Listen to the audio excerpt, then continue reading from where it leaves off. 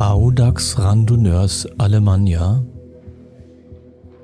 haben also hier den Standort Kiel der ARA bei allerbestem Wetter Anfang Mai.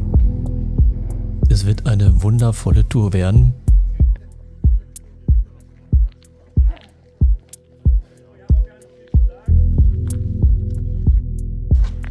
Bei der Kontrolle in Glückstadt, das ist die zweite, die K2, da gibt es Probleme mit dem Empfang. Am Deich gibt es einige Schafe und auch Schafgatter, nicht? Da müssen wir ein bisschen aufpassen. Und wer Spaß hat, kann ja...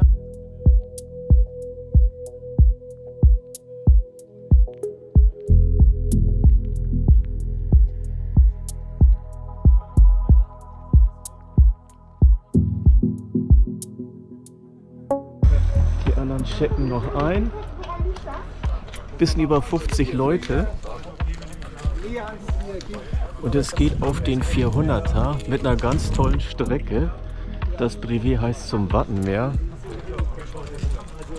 Es ist für mich so ein bisschen eine Fahrt in die Heimat, nämlich nach Mahne, nach Friedrichskoog, erstmal runter an die Elbe nach Glückstadt. Wetter ist fantastisch. Ja. Essen habe ich auch ein bisschen was anderes eingepackt als sonst. Mal gucken, wie das funktioniert. Hier kam einer an, der sagt, er hat 8 Riegel. Das reiche ihm. Ja, aber wir haben tolle Punkte. Wir fahren auch noch durch St. Peter und durch Büsum. Die Kontrollpunkte startet also 7 Uhr mit den Durchfahrtszeiten, die wir erreichen müssen. Und los geht's. Start der ersten Etappe. So, 2 hauen ab und der Rest wird wirklich richtig gemächlich. Also richtig langsam losgefahren. Aber das hat nicht lange gedauert. Da kam dann diese schnelle Truppe vorbei. Also beschleunigen, aufholen und mit ranhängen.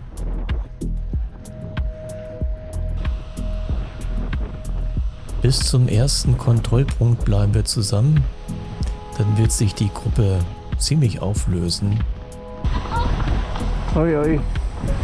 Das mag das Pferdchen nicht.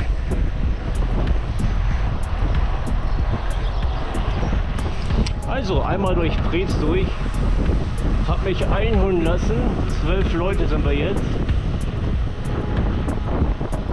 Und es wird auch schon wärmer. Beim nächsten Stopp heißt es Klamotten runter.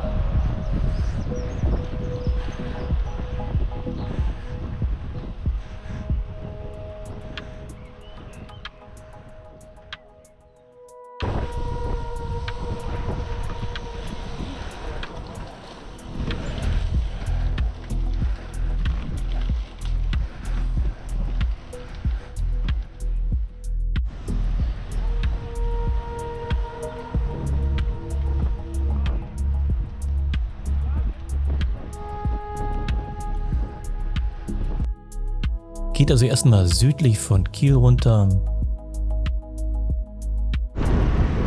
Die Sonne scheint! Und das ist die schnelle Gruppe aus dem Hamburger Umland. Und deren Speed kann ich auf lange Zeit nicht folgen. Aber sie werden diese gesamte Truppe hier für lange Zeit anführen und wirklich für astreines Tempo sorgen.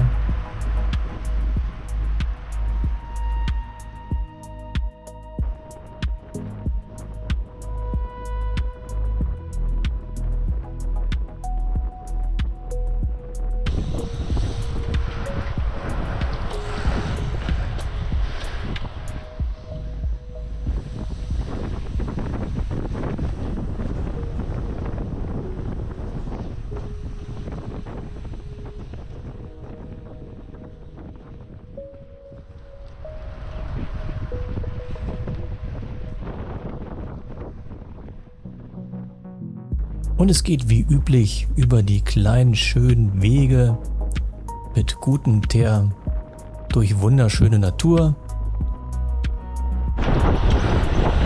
Gut, das Pferd ist ganz aufgeregt. Das, glaube ich, wird am liebsten mitlaufen. Das Wetter hätte kaum besser sein können. Also wir haben fast über die Hälfte der Strecke Wind von schräg hinten bekommen.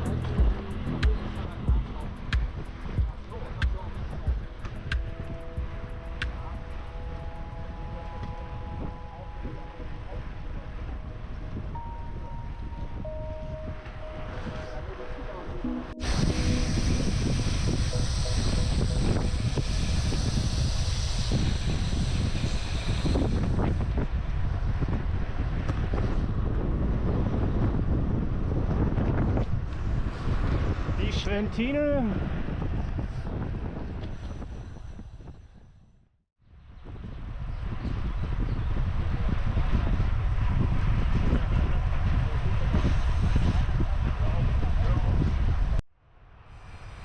Einmal alle vorbeifahren lassen an der Kamera.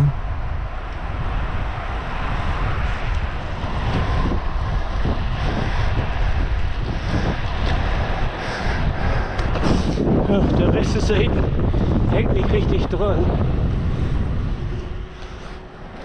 Keine kompakte Truppe.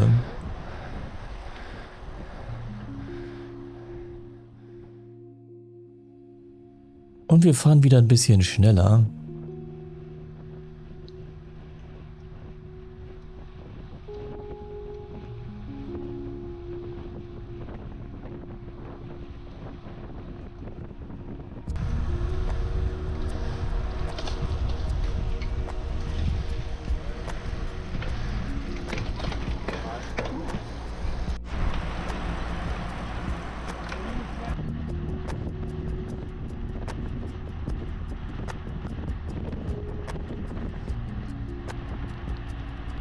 Und es wechselt sich immer ab, mal über Felder, mal durch Wälder.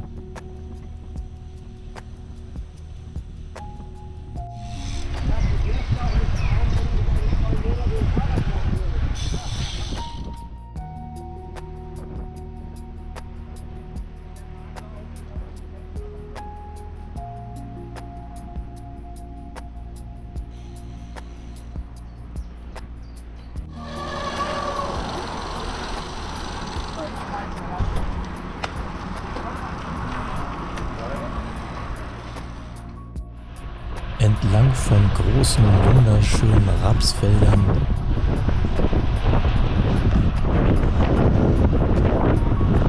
Und der Raps blüht so klasse. Also die vorne machen richtig schöne Pace. So knapp unter 40 Stundenkilometer hatten wir in der Regel drauf, wenn es glatt war und wir nicht gerade bergan mussten.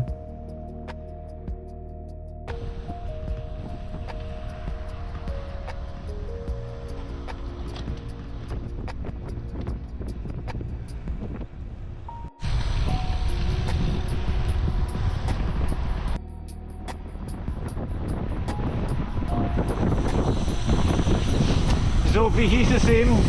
Wir fahren stabil, aber nicht übertrieben. Also knapp unter 40 heißt das. Jo. Aber ist gut. Macht richtig Spaß bei dem Wetter. Tolle Luft.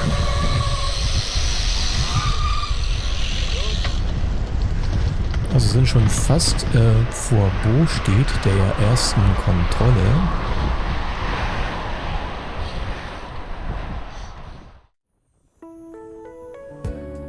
Mal wieder eine etwas breitere Straße. So fahren wir in Zweierreihe.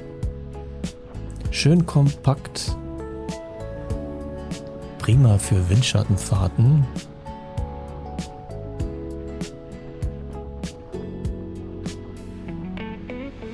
Naja, hinten sieht es immer nicht ganz so gut aus. Da ist das nicht ganz so diszipliniert.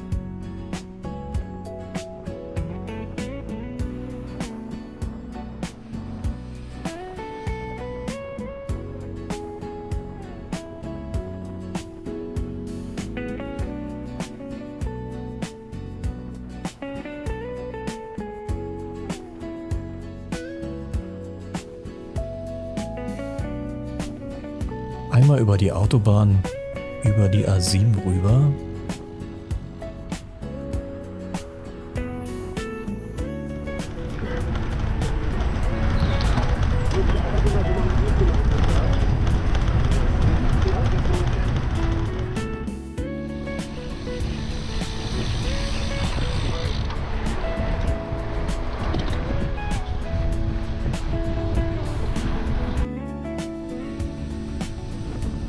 Das nun wo steht, erster Checkpoint, jo. Umziehpause.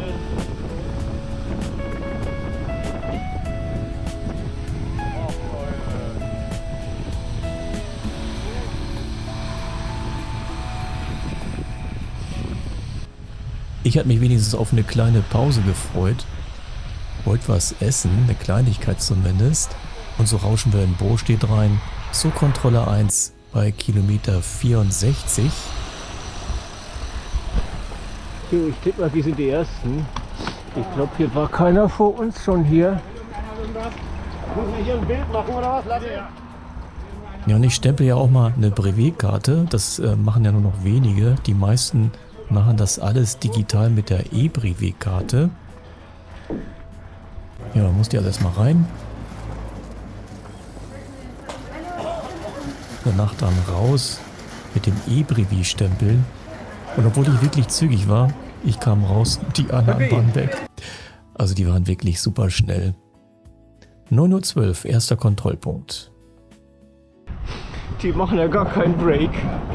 Stempeln, vielmehr Foto und dann fahren die gleich weiter. Das bei dem Tempo. Ja, ich werde sie trotzdem wiedersehen, obwohl ich ja überhaupt nicht deren Tempo fahre und das auch niemals einholen konnte. Aber für mich geht es nun erstmal in ruhigerem Tempo in kleiner Gruppe weiter. Hinterm CP1. Deutlich kleinere Gruppe. Die anderen, die wollten einfach zu schnell.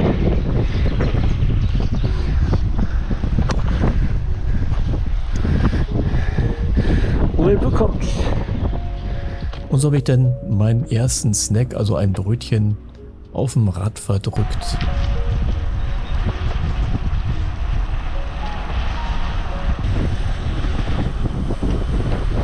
Irgendeine kleine Baustelle.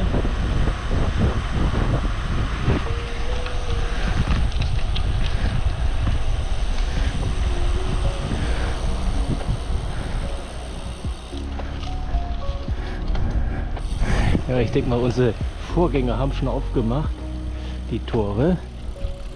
Das war bestimmt zugestellt hier.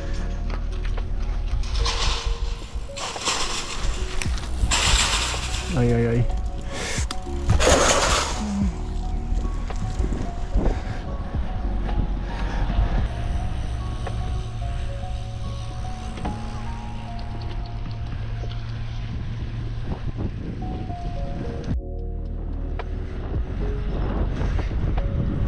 Erstes Viertel ist rum, haben jetzt 106 Kilometer.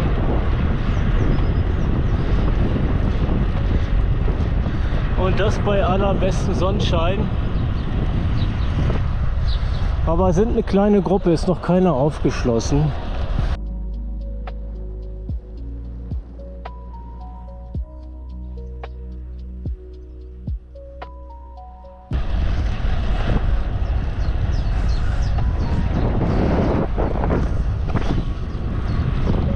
Nun fahre ich hier Mutterseelen allein.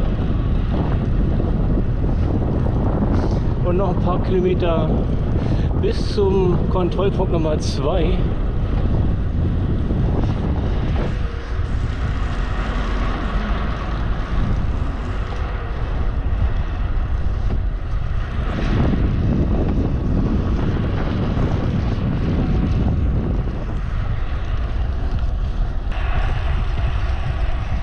Jo, Glückstadt.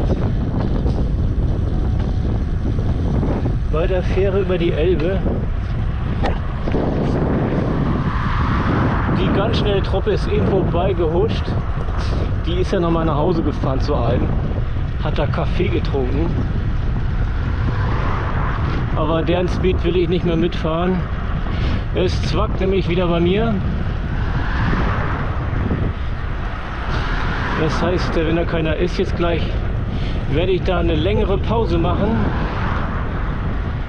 und warten, bis die nächste kommt. Kontrolle Nummer 2 bei Kilometer 122 in Glückstadt.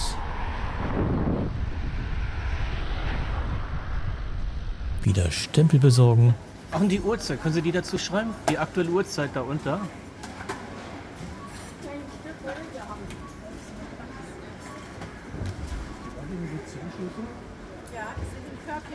Und das E-Brevi stempeln. Danke Ihnen. Und dann gab es erstmal ein bisschen Pause zumindest.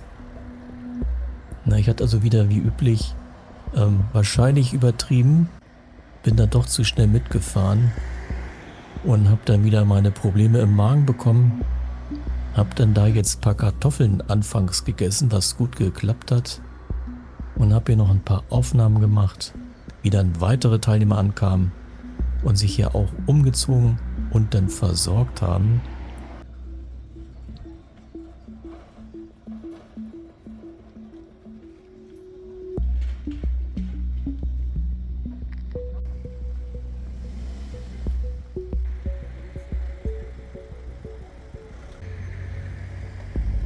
Also es wurde fleißig gegessen und vereinzelt fuhren die Leute dann weiter. Einer nach dem anderen startete dann zu Etappe Nummer 3.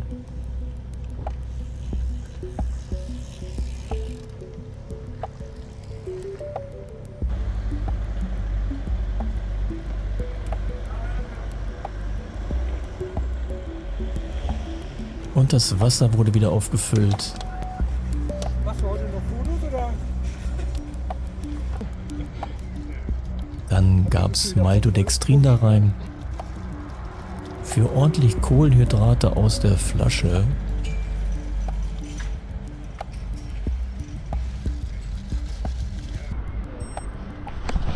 So, es geht weiter. Vereinzelt fahren hier alle los. Dann geht es jetzt zur Fähre nach Brunsbüttel und dann Richtung Friedrichskoog, Arne.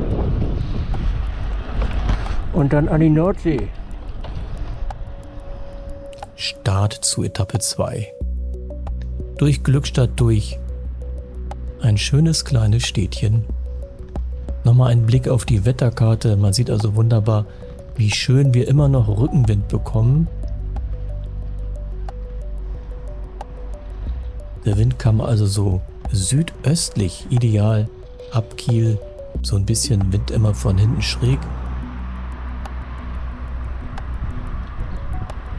Das Oberfeuer in Glückstadt, von weitem zu sehen. Den hat man schon von weit weg gesehen, diesen großen rot-weißen Turm.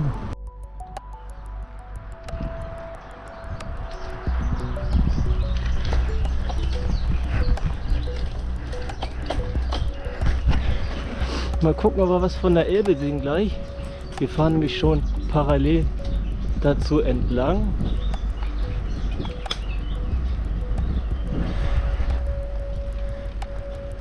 Die Elbe.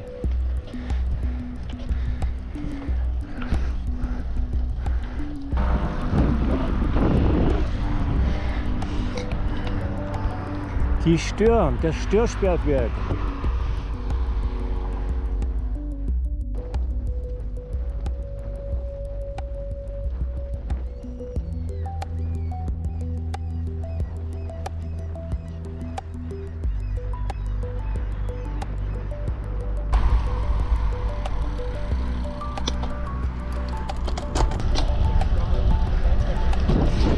Jo, schicke Strecken mal wieder. Nachher geht es zu den Schafen auf dem Deich und durch wieder ganz viele Sperrtore oder diese Klapptore.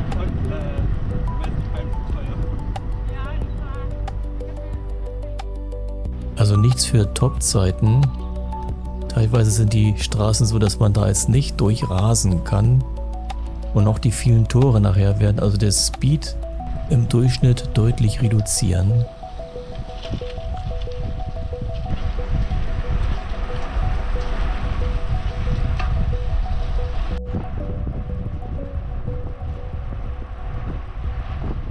Und nun geht's für uns erstmal Richtung Brockdorf und kommen gleich an diesem riesen alten Ding vorbei, dem Kernkraftwerk Brockdorf.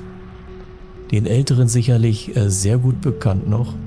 Gab viele Demonstrationen darum. Ein recht umstrittenes Kraftwerk, galt viele Jahre als ein Top-Kraftwerk mit unheimlich hoher Ausbeute. Das ist jetzt hier Brockdorf. Ein Namen, den bestimmt jeder kennt.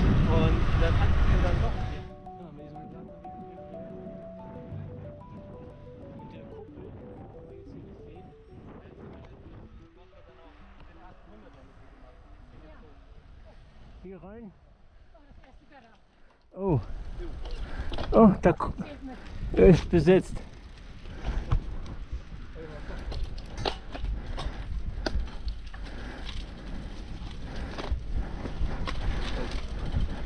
Danke.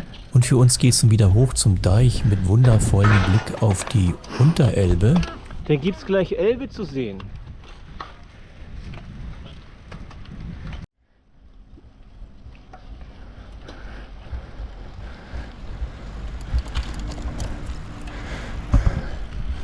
Hi, schön. Die Elbe. Und die Fahrt beginnt durch diese vielen, fast nicht zählbaren Gatter, die man immer gut aufhalten muss, weil die selbst zurückfallen. Danke. Und relativ schwer sind. Also wenn man da einmal nicht aufpasst und die schwere Gatter dann automatisch zufällt und dann dummerweise auch noch hinten gegen die Schaltung kommt, na, das kann böse enden.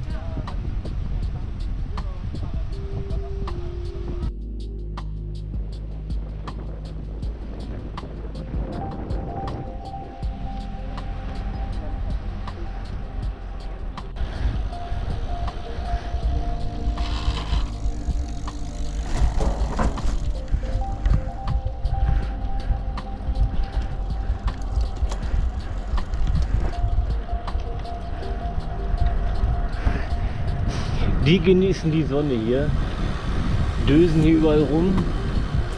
Ach, da ist aber schön. Ja.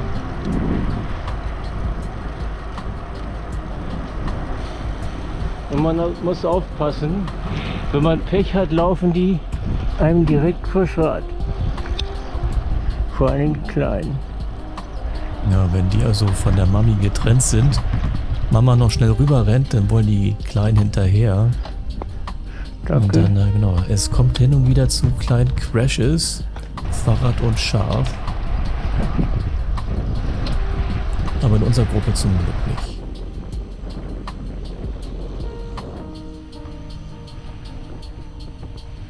Und so wechseln wir dann immer wieder die Seite. Deich mit Wassersicht oder dann hinter dem Deich. Geht also jetzt nach Brunsbüttel.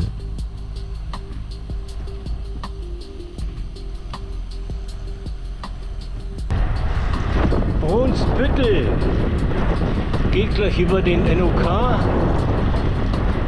und sind jetzt in Dithmarschen. So, ich muss hier rum. Genau. Hier lang.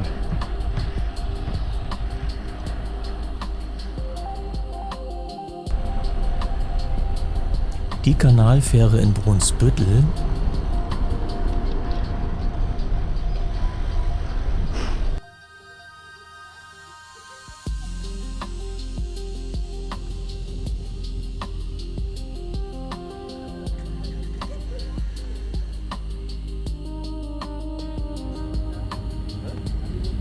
Und es kamen noch ein paar Nachzügler. Gruppe wird also wieder wachsen. Da kommen die nächsten. Gerade noch rechtzeitig.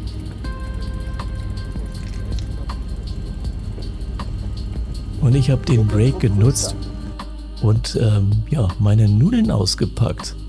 Nach einem Brötchen gab es nun Nudeln. Ich glaube, wir waren so bei grob 150 Kilometern. War also Zeit, mal wieder ein bisschen was zu essen. Hatte also 2 Tüten Nudeln mit. Einmal mit Ketchup, einmal mit Pesto. Konnte mir also aussuchen, etwas süß oder eher ein bisschen herzhaft dann zu essen. Und gefällt mir also definitiv besser als immer nur Brötchen.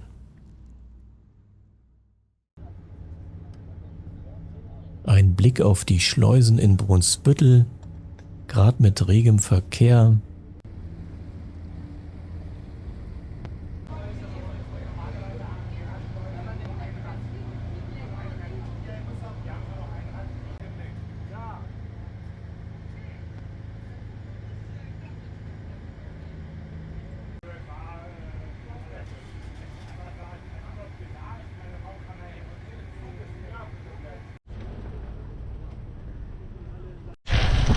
Oh, Rollsplit aufpassen. Schön, jetzt geht's Richtung Friedrichskoog. Wieder am Deich entlang. So, mal schauen, vielleicht gucken wir wieder hoch über den Deich. Ne, bleiben dahinter. Und die Gruppe ist gewachsen.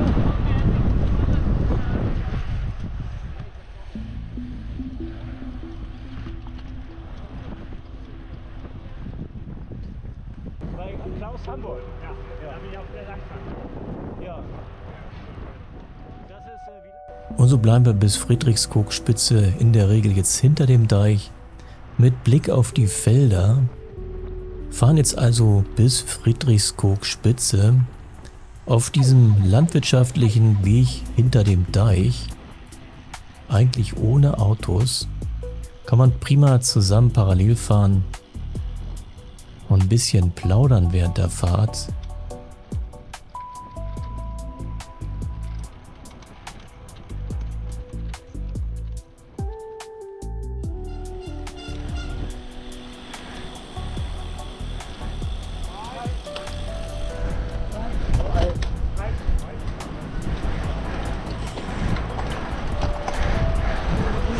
Zum Kaiser Wilhelm Koog. Namen, die mir wohl bekannt sind.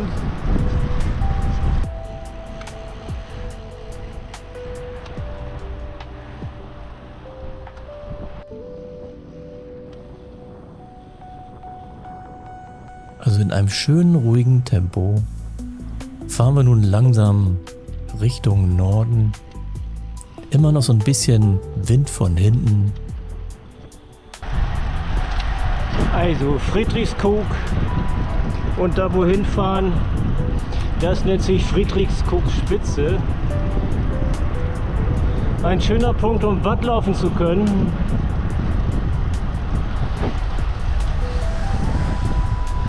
So, Ich hoffe, es sind noch alle da.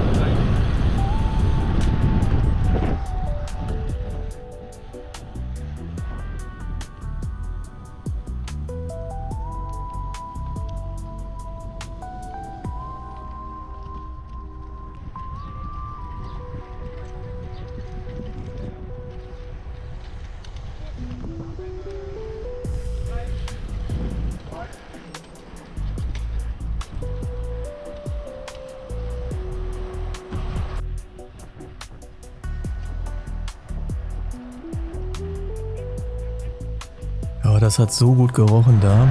oh, lecker Fischräucherei. Da roch's klasse nach geräucherten Fisch.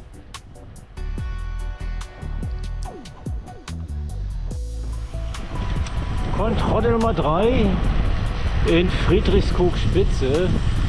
Ein schöner Name. Und hier haben wir auch nicht aufgebaut. Hier, das sah früher anders aus. Ja, die Treppe bin ich zu oft hoch und dann ins Watt gestiefelt. Kontrolle Nummer 3 bei Kilometer 181 in Friedrichskoog Spitze. War früher einfach nur ein Deich. Mit einem einfachen Parkplatz, einer Wiese, konnte man einfach hingehen, ins Dankeschön. Watt gehen. Ich glaube, heute muss man da Eintritt zahlen. Also wieder Fotostempel besorgt. Und dann habe ich mich erstmal ein bisschen ausgeruht, habe dann da das erste Mal meine Tabletten genommen, weil das mit dem Magen doch zunehmend ein Problem wurde für mich. Ja, und das war auch angekündigt, da gibt es keinen Internetempfang. Da sollte man also Foto machen, hochladen, versuchen und hoffen, dass es dann beim nächsten Mal dann geht. Aber es wird klappen. Schönen Dank fürs Zuschauen. Weiter geht's in Teil 2.